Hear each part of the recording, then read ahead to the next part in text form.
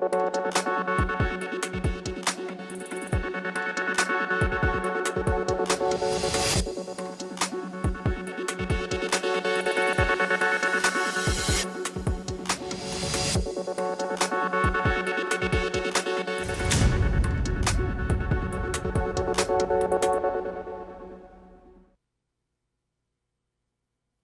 आप देख रहे हैं जन टीवी और मैं आपके साथ आकांक्षा पारिक। खबरों की शुरुआत से पहले एक नजर हेडलाइंस पर। सीएम धामी ने हल्द्वानी नैनीताल में किया सिटी पार्क का अवलोकन। उत्तर कौन 2024 में भी की शिरकत, वहीं नगर निगम कार्यालय और विकास कार्यों का किया निरीक्षण। उत्तराखंड के केदारनाथ से नवनिर्वाचित विधायक आशा नौटियाल का शपथ ग्रहण समारोह आयोजित। विधानसभा अध्यक्ष ऋतु खंडूरी ने दिलाई शपथ, सीएम धामी रहे मौजूद। उत्तराखंड के 10 विधानसभा क्षेत्रों में सड़क और पुलों का होगा निर्माण। सीएम धामी ने 66.12 करोड़ की राशि की मंजूर। शीतलहर से बचाव के लिए 1.35 करोड़ रुपए स्वीकृत। गंगोत्री नेशनल पार्क के गेट शीतकाल के लिए बंद, अब 1 अप्रैल को खुलेंगे। इस सीजन में 30,000 से ज्यादा पर्यटक आए घूमने, 76 लाख की हुई कमाई।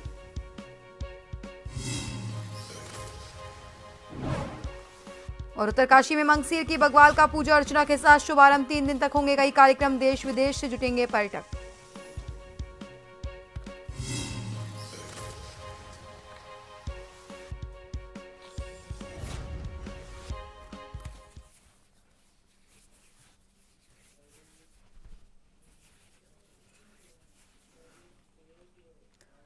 और खबरों की शुरुआत से पहले आपको सीधा ले चलते हैं यूपी के गोरखपुर, जहां सीएम योगी आदित्यनाथ एक कार्यक्रम में हिस्सा लेने के लिए पहुंचे हैं। सामूहिक विवाह कार्यक्रम आयोजित हो रहा है, जहां पर वो वर वधू को आशीर्वाद दे रहे हैं।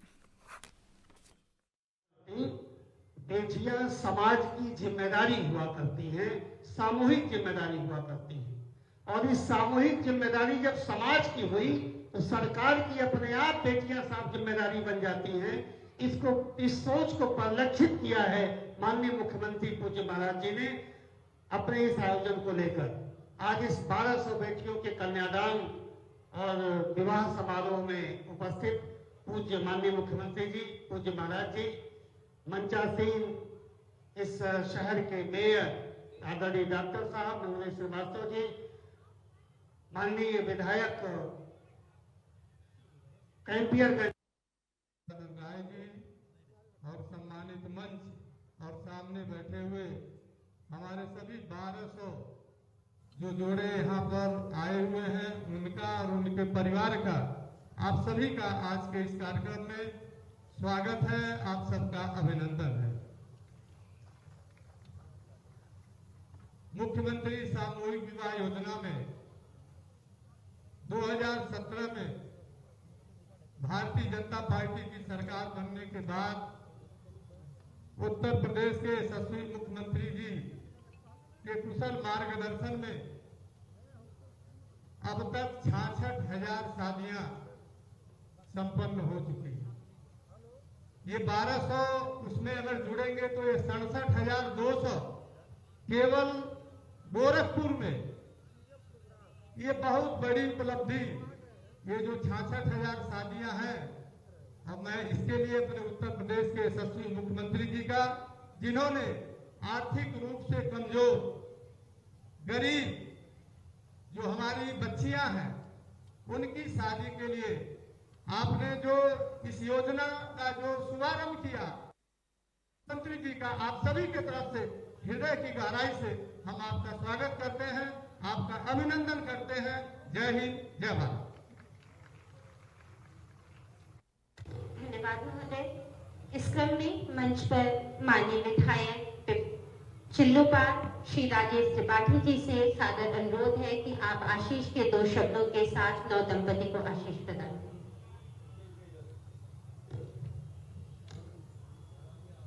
के सपने को साकार करते हैं। बेटियां जब पैदा होती हैं तो नकद धनराशि की व्यवस्था करते हैं और कहते हैं कि जैसे बेटे के जन्म पर थाली बजती है, वैसे ही बेटी के जन्म में भी नगाड़े बजने चाहिए। और बेटी के माँ को के नाम से, बेटी के नाम से बेटी के माँ को वह नकद धनराशि की व्यवस्था भी करते हैं। बेटी के पढ़ाई लिखाई की व्यवस्था भी करते हैं सरकार की तरफ से।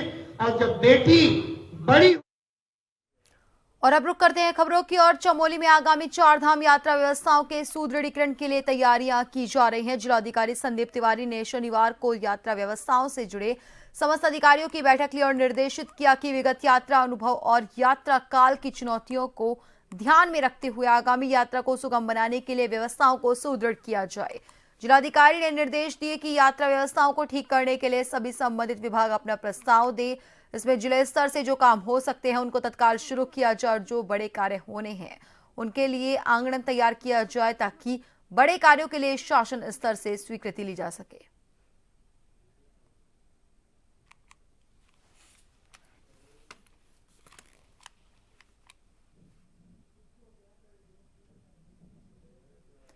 रामनगर में शनिवार की देर शाम स्थानीय प्रशासन और ड्रग विभाग की संयुक्त टीम ने नगर में स्थित मेडिकल स्टोर्स पर अचानक से छापेमार कार्रवाई की। प्रशासन की इस कार्रवाई की भनक लगते ही कई मेडिकल स्टोर स्वामी अपनी दुकान बंद कर मौके से फरार हो गए। मामले में अधिकारियों का कहना है विभाग की कार्रवाई लगातार जारी रहेगी।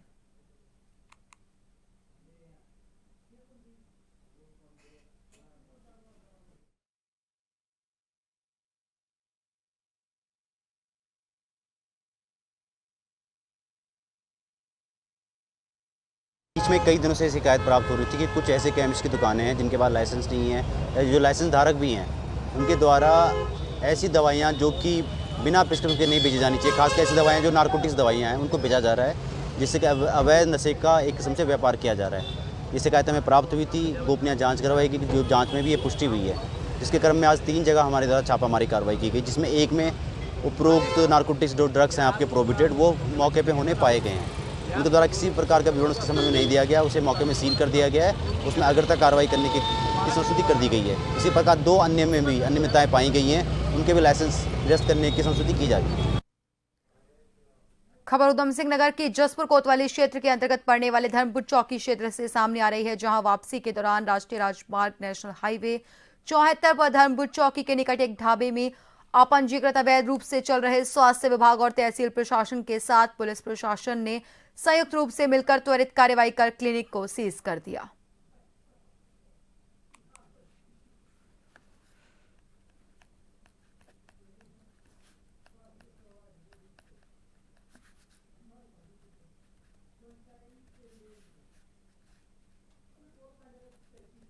धर्मपुर चौकी के पास 4 लेन पर एक ढाबे के अंदर क्लिनिक चल रहा था जो अपंजीकृत था। हम लोग और प्रशासन की टीम उधर से आ रहे थे तो देखा एक ढाबे के सामने मरीज खड़े हैं और वो अंदर से बंद है। तो हम लोगों ने अंदर जाके देखा तो हमें वहाँ मरीज दिखे, वहाँ पे कंपाउंडर भी दिखे। उन्होंने बताया कि इसको डॉक्टर जिलानी चलाते हैं, जो कि उस मौके पर मौजूद नहीं थे।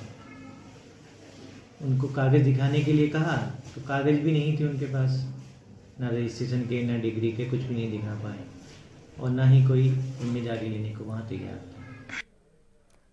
हरिद्वार में महिला व्यापारियों के लिए बनाए गए पिंक वेंडिंग जोन को नगर निगम ने विस्थापित कर दिया है, जिससे महिला व्यापारियों में नाराजगी है।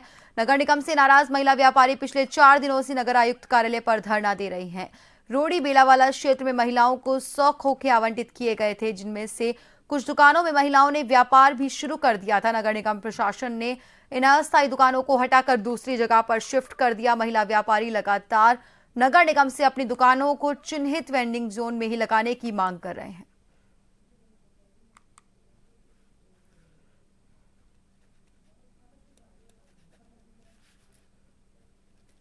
हम लोग यहाँ 3 दिन से धरने पे बैठे हुए हैं। हमने शासन प्रशासन सबसे गुहार लगा लगा के हम थक गए हैं। रोज हमसे झूठे वादे किए जाते हैं, 10 दिन में लगेगा, 15 दिन में लगेगा, लेकिन कोई हमारे लिए कार्य नहीं कर रहा है।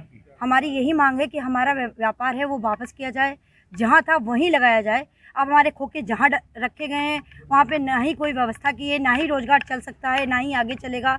हमारी तो यही मांग है कि जहाँ पे थे वहीं पे लगाया जाए और हमारा रोजगार चले। स्टे लगा हुआ था माननीय हाई कोर्ट का, तो उनसे अब 6 नवंबर को अभी फिर एक आया है कि अनुमति कुछ शर्तों के साथ मिल गई है कि ये जो बड़े बड़े मेले का आयोजन होगा स्नान वगैरह का, तो उस समय ये हटाए जाएंगे। बाकी शेष दिनों में, सामान्य दिनों में लगाया जा सकता है। तो उसी के तहत हम लोगों ने रिपोर्ट बना दिया है प्रशासक महोदय के लिए। जैसे अनुमति आ जाएगी तो हम लोग आगे की कार्रवाई पुनर्स्थापित करने की। कर्णप्रयाग नगर पालिका परिषद के बहुगुणा नगर, कृषि मंडी परिषद गांधीनगर और सुभाष नगर भेड़गांव में भूधसाव की समस्या को लेकर विधायक अनिल नौटियाल और जिलाधिकारी संदीप तिवारी ने कर्णप्रयाग ब्लॉक सभागार प्रभावित लोगों के साथ बैठक की, जिसमें प्रभावित लोगों को भूधसाव क्षेत्र में प्रस्तावित सुरक्षात्मक कार्यों की जानकारी दी गई। उनके सुझाव भी लिए गए। जिलाधिकारी ने बताया कि बहुगुणा नगर में भूधसाव के ट्रीटमेंट के लिए सिंचाई विभाग के माध्यम से 41 करोड़ 65 लाख का आंगन तैयार किया गया है। बहुगुणा नगर में भूधसाव की रोकथाम के लिए 85 मीटर एरिया में माइक्रो पाइलिंग का कार्य के साथ ही ड्रेनेज सिस्टम को ठीक किया जाएगा। यहां पर सभी घरों को ड्रेनेज सिस्टम से जोड़ा जाएगा। जिलाधिकारी ने कहा कि विस्थापन के लिए प्रभावित लोग तैयार होते हैं तो विस्थापन के लिए त्वरित धनराशि दी जाएगी। जिला आपदा प्रबंधन अधिकारी एनके जोशी के मुताबिक बहुगुणा नगर में 1,30,000 प्रति व्यक्ति के हिसाब से 33 प्रभावित लोगों को मुआवजा वितरित किया गया है। इसके साथ ही 4 प्रभावित लोगों को नेशनल हाईवे द्वारा मुकदमा दिया गया है। एनएच द्वारा मुकदमा दिया जाएगा। मुआवजा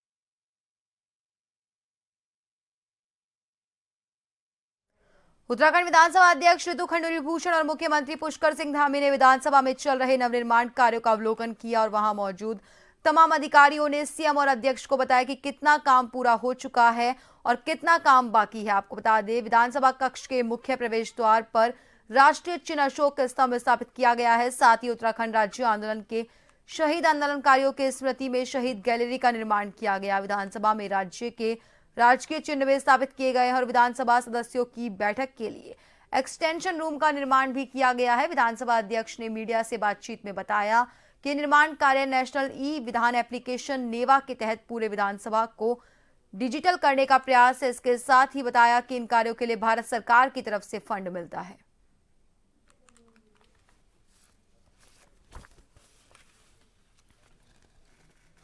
आपने देखा ही होगा, थोड़ा सा नयापन आप लोगों को दिखा होगा। ये ई नेवा के तहत पूरे विधानसभा को डिजिटल करने का प्रयास है। प्रयास तो क्या कहेंगे, भारत सरकार के माध्यम से हमें फंड मिलता है कि हम अपने सदन को डिजिटाइज करें और उसके तहत इसमें पिछले 5-6 महीने से हम लोग काम कर रहे हैं, जहां सदन के अंदर टैबलेट्स आए हैं अब और उनके माध्यम से अब सदन चलेगा। उत्तराखंड के 10 विभिन्न विधानसभा क्षेत्रों में सड़क और पुलों के निर्माण के लिए मुख्यमंत्री पुष्कर सिंह धामी ने 66 करोड़ 12 लाख रुपए मंजूर कर दिए। सीएम ने इन प्रस्तावों को मंजूरी भी दे दी है। इनसे कालाडूंगी, लोहा घाट, विकास नगर, जागेश्वर, चंपावत, टनकपुर, राजपुर रोड, रुद्रपुर, धनौल्टी, पुरोला सड़क पुल निर्माण करवाए जाने हैं। इसके साथ ही दूसरी तरफ प्रदेश में शीतलहर से बचाव के लिए 1 करोड़ 35 लाख रुपए भी स्वीकृत किए गए हैं। सीएम ने इस राशि से जरूरतमंद लोगों को कंबल मुहैया करवाने और जगह जगह अलाव जलाने के निर्देश दिए हैं। इस मद में पौड़ी के लिए 15 लाख रुपए और बाकी जिलों के लिए 10-10 लाख रुपए मंजूर किए गए हैं।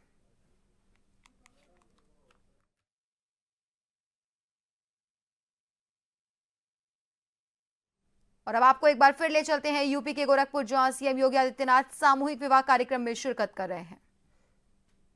दिलीप जी मंच पर माननीय विधायक कैंपियरगंज के सानिध्य में माननीय मुख्यमंत्री महोदय के कर कमलों से अपने उपहार को प्राप्त करने का यह शुभ अवसर। एक जोरदार तालियां मंचासीन समस्त अतिथिगण के लिए, अभिभावक तुल्य, यह हम सभी के लिए एक स्नेहिल क्षण है कि इतने गणमान्य अतिथियों का सानिध्य सामूहिक विवाह कार्यक्रम में।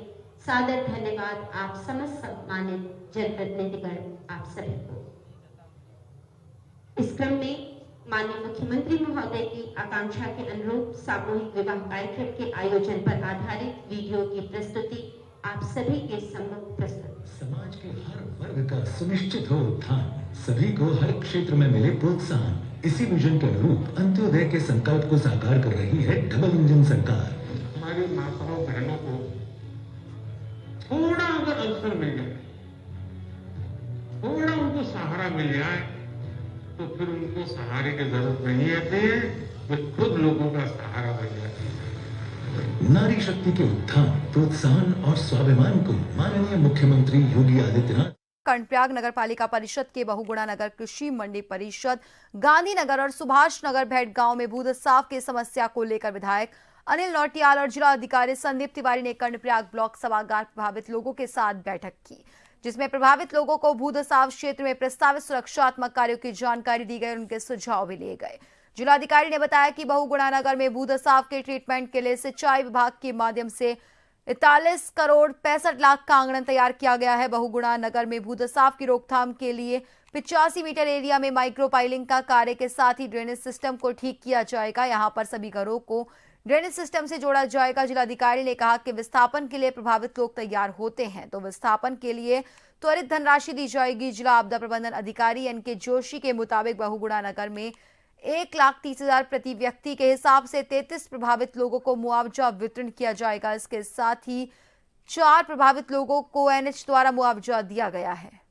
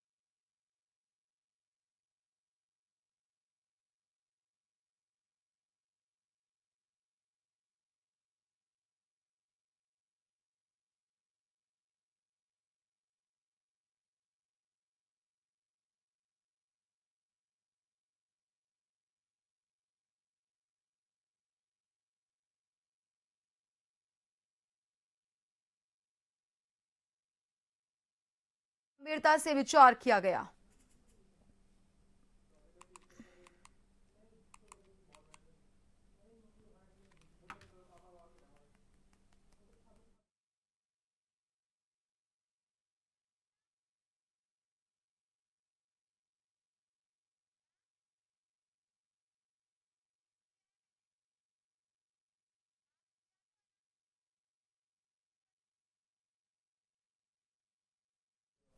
राज्यपाल लेफ्टिनेंट जनरल गुरमीत सिंह सेवानिवृत्त ने हर की पौड़ी हरिद्वार पहुंचकर पूरे विधि विधान के साथ पूजा अर्चना कर दुग्धाभिषेक किया और गंगा आरती में शामिल हुए और देश और प्रदेश वासियों की खुशहाली और समृद्धि की कामना की। राज्यपाल के हर की पौड़ी पहुंचने पर श्री गंगा सभा के द्वारा अंगवस्त्र गंगाजल भेंट कर स्वागत किया गया।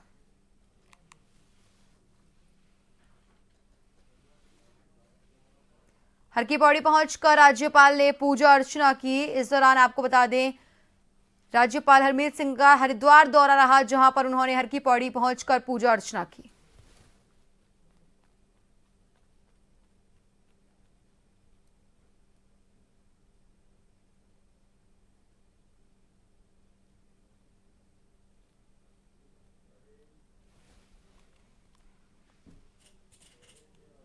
केदारनाथ उपचुनाव का रिजल्ट आने के बाद देहरादून में विधानसभा अध्यक्ष ऋतु खंडूरी भूषण ने विधानसभा स्थित कार्यालय कक्ष में केदारनाथ विधानसभा से नवनिर्वाचित विधायक आशा नौटियाल को पद और गोपनीयता की शपथ दिलाई। इस मौके पर केदारनाथ की नवनिर्वाचित विधायक आशा नौटियाल को विधानसभा अध्यक्ष ऋतु खंडूरी भूषण ने पद और गोपनीयता की शपथ दिलाई। इस मौके पर मुख्यमंत्री पुष्कर सिंह धामी, मंत्री प्रेमचंद अग्रवाल, भाजपा संगठन महामंत्री अजय कुमार भी मौजूद रहे। मुख्यमंत्री पुष्कर सिंह धामी ने केदारनाथ की जनता का आभार व्यक्त करते हुए आशा नौटियाल को बधाई और शुभकामनाएं दी।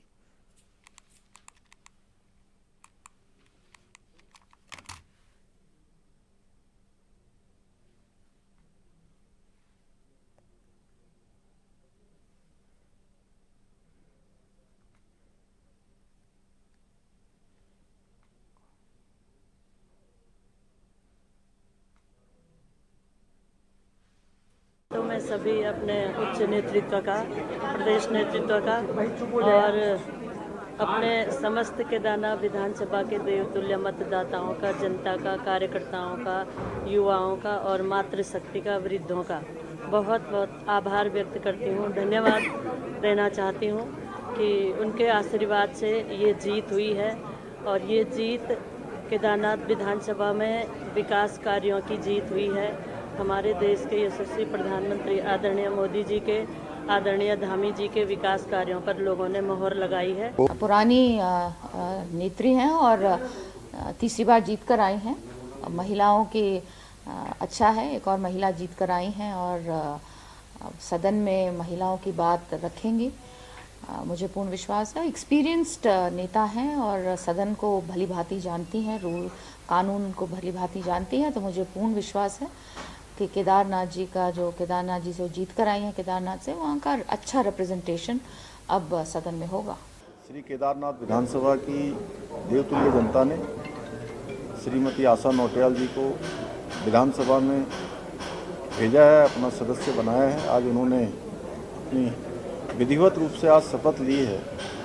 मैं उनको बहुत शुभकामनाएं देता हूं, बधाई देता हूं और जो अपेक्षा, आशा और जो विश्वास श्री केदारनाथ विधानसभा की जनता ने श्री आशा नौटियाल जी में, भारतीय जनता पार्टी में व्यक्त की है या जो अपेक्षा की है, हम पूरे संकल्प के साथ उसको आगे बढ़ाएंगे, धरातल पर उतारेंगे। जो विकास के काम हैं उन विकास के कामों को और तेज गति प्रदान करेंगे। और फिलहाल के लिए बुलेटिन में इतना ही। बने रहिए जन टीवी के साथ। नमस्कार।